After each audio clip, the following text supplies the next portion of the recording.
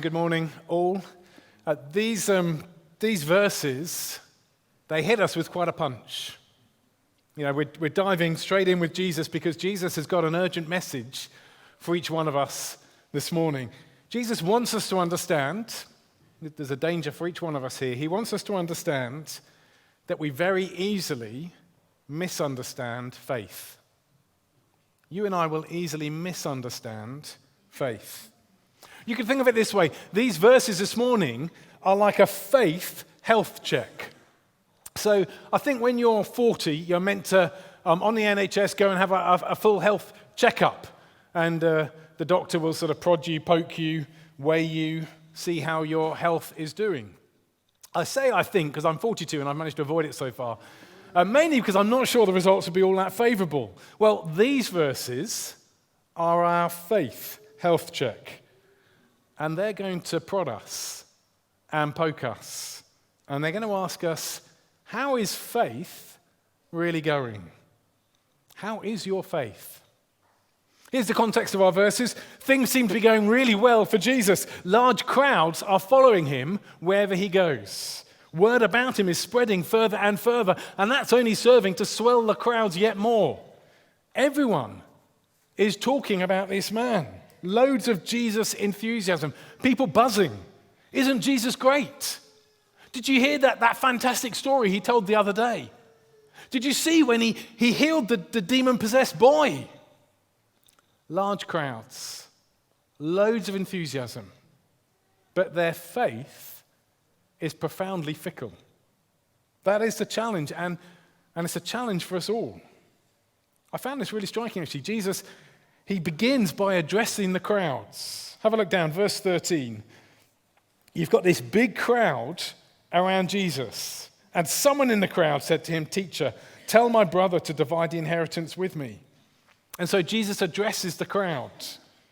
But by the time we get to verse 22, Jesus, he's turned to his inner ring. He's talking to the disciples, to those who are following him closely. And he speaks to them about this same challenge of faith. So do you see the point? No matter where in relation to Jesus you are this morning, maybe you're in the crowd, maybe you heard something about this Jesus guy. You've come along this morning just to find out a bit more, see what he's all about. These words are for you. Or maybe maybe you've committed to following Jesus. Maybe you've decided your life is going to be all about him. You're going to let him shape every aspect of your life, every decision you make. But he turns to you with the same challenge. And he's asking each one of us, he's saying, how is faith really going? Are you clear what it looks like to follow me? That's his question, that's the challenge. And to help us think this through, this is the step on the scales moment with Jesus. To think it through, he asks us about our finances.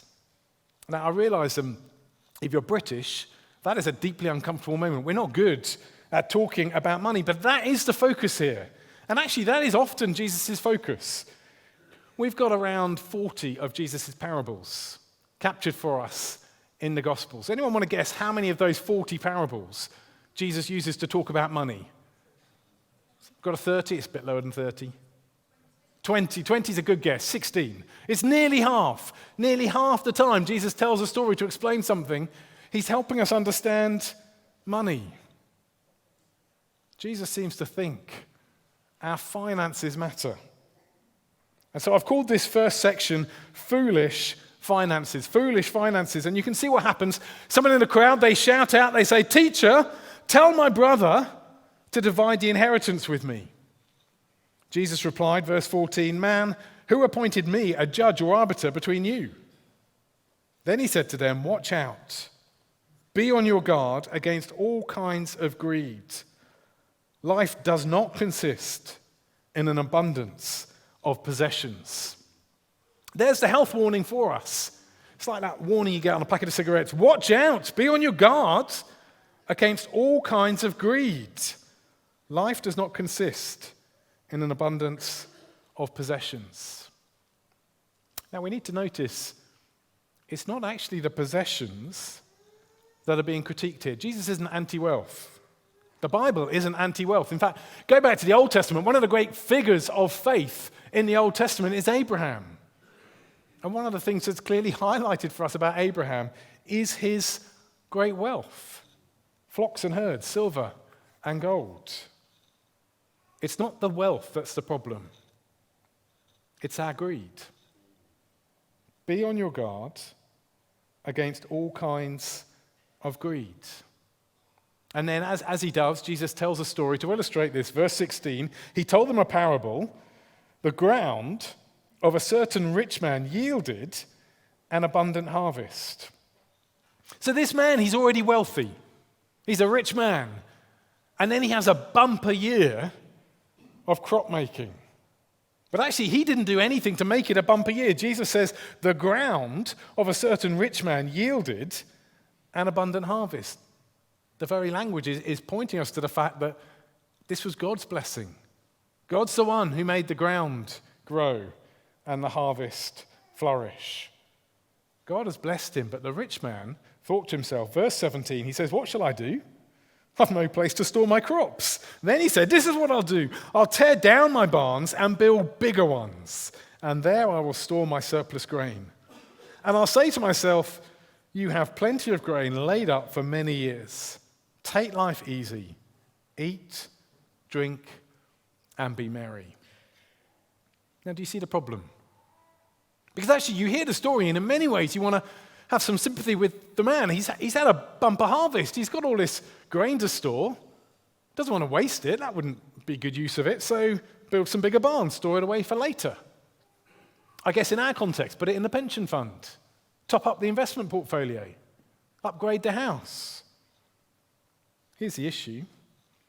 Just look down at those verses. Verses 17 to 19, 3 verses. I want you to look down and I want you to count all the times that God gets a mention in verses 17 to 19.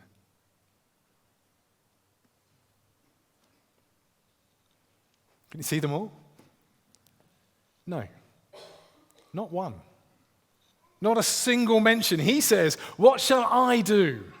I have no place to store my crops. Then he said, this is what I'll do. I will tear down my barns and build bigger ones, and there I will store my surplus grain. You get the picture?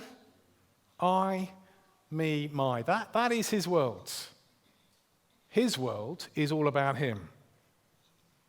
And God's response to his self-centeredness, verse 20, God said to him, you fool, this very night your life will be demanded from you. Then who will get what you have prepared for yourself? This is how it will be with whoever stores up things for themselves, but is not rich towards God. His issue wasn't wealth. His issue wasn't even actually the bigger barns. His issue was that his life was being lived for himself. Take life easy. Eat, drink, and be merry. And God's verdict? You fool. You fool. Because he was living for the here and now. He had no sight on eternity. He had told himself his life was his to live how he wanted. And you hear that and you think, that is the mantra of the world in which we live. My life. I'll live it my way for my ends. And God says, you fool.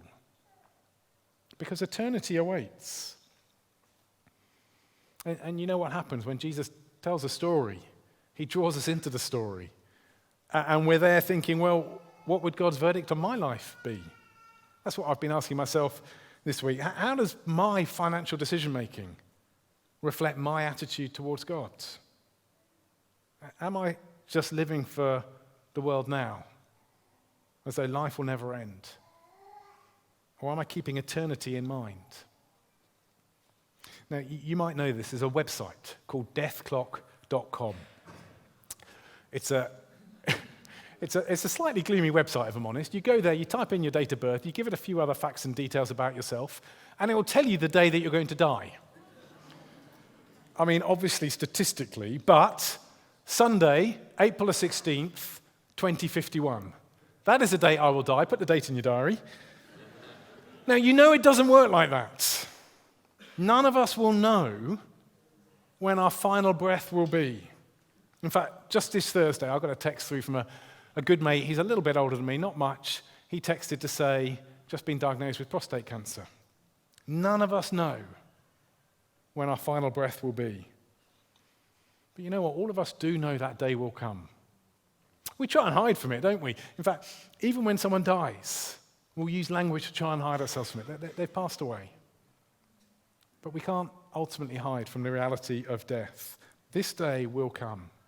And Jesus is saying to us, on which side of that day are you storing up your treasure? You going to store it on this side of your death? Or are you going to invest in the far side of death? Now, one of my kids who will remain nameless, although if you know the Tuckwell family, you'll almost certainly be able to work them out. We were talking about this. We were talking about the fact that you can't take wealth with you. And my child thought about this and said, well, Dad, don't we get resurrected in heaven? And said, yeah, we get resurrected in heaven. Well, doesn't that mean then that if I eat my money before I die, that my money will be in my tummy when I'm resurrected? It's brilliant ingenuity. It's completely wrong. You cannot take it with you. Or the Egyptian pharaohs.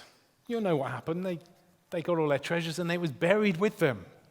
In fact, it went more than that. They got their pets. Their pets were buried with them. And their servants were often executed and buried with the pharaohs so that they could serve the pharaohs in the afterlife. And you look at that and you think, it seems like madness. I just wonder whether they might look at our lives and say, don't your lives look like madness? Our lives, which are just so fleeting, and yet eternity awaits. But we're playing the game of I, me, my. We're living for the here and now, being rich towards ourselves and not rich towards God. We forget him. Jesus asked the question, he says, will you store up wealth for yourself, or will you be rich towards God? Will it be foolish finances, or will it be faith in the Father? That is where Jesus turns. That is the alternative. Faith in the Father. Have a look with me. Verse 22, Jesus continues. Verse 22, Jesus said to his disciples, therefore I tell you, do not worry about your life, what you will eat, or about your body, what you will wear. For life is more than food, and the body more than clothes. Consider the ravens. They do not sow or reap. They have no storeroom or barn, yet God feeds them. And how much more valuable you are than birds. Those are great verses. Ravens, I'm sorry if you're a raven lover, but ravens are not exactly the finest species of bird.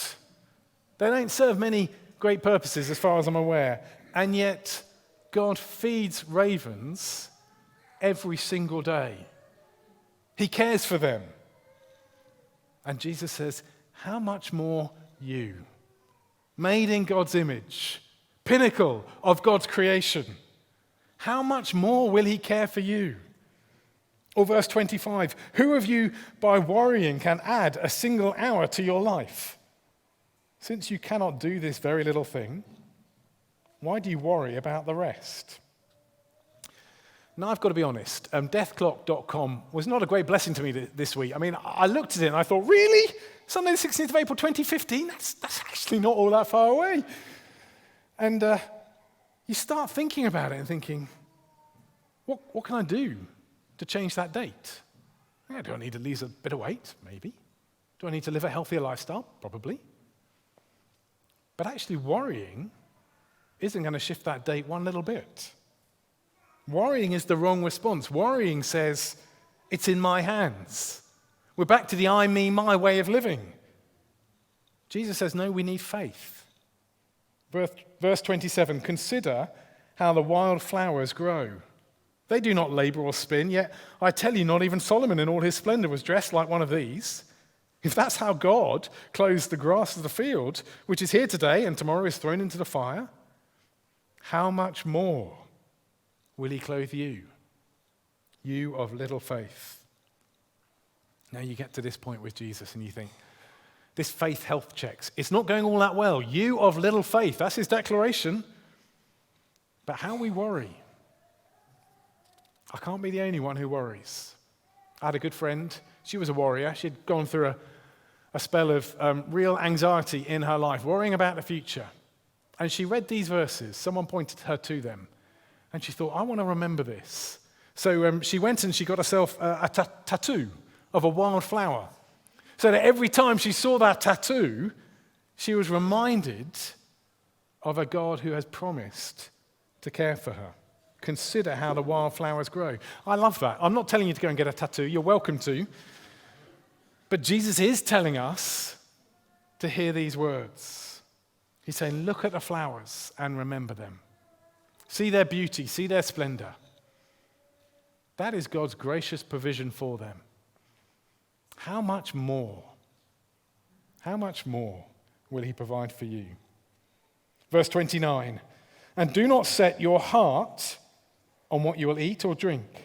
Do not worry about it, for the pagan world runs after all such things, and your Father knows that you need them. But seek his kingdom, and these things will be given to you as well. You hear the urging? Seek his kingdom. Seeking God's kingdom is saying, Father, I need my faith to grow. I know that there are a multitude of distractions in the world around me which are going to pull me away from living for eternity.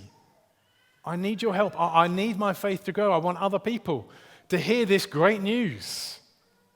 I want to be living each day, eyes set on eternity, free from the hopelessness of living for the here and now. Now, are you ready to make that change? To pray that prayer? To say, God, help me seek your kingdom. It will be a change. Here's the promise, verse 32. Jesus says, don't be afraid, little flock. Isn't that lovely, little flock? Don't be afraid, little flock, for your Father has been pleased to give you the kingdom. Sell your possessions and give to the poor. Provide purses for yourself that will not wear out, a treasure in heaven that will not fail, where no thief comes near and no moth destroys. If you're stuck in the I, me, my way of living for the here and now, these words, they'll seem like utter madness. Sell possessions, give to the poor. This is radical. But you know, when we've really grasped what Jesus is saying to us, he's saying, look, life is short. And he's saying there is a far greater treasure which awaits. It's a far more glorious treasure than anything this world has to offer. When we get that, then of course we'll say, God, this is your money. What do you want me to do with it? How do you want me to live my life? It's a big challenge. Jesus likes to challenge us, and we're meant to be thinking, how are we doing with his faith health check? And as we finish, I want to be really specific. I'm nervous about doing this. I'm not good at speaking about money, but I want to say this for the sake of the health of our church. I fear that finances are a real battleground for us. And I fear we're losing the battle.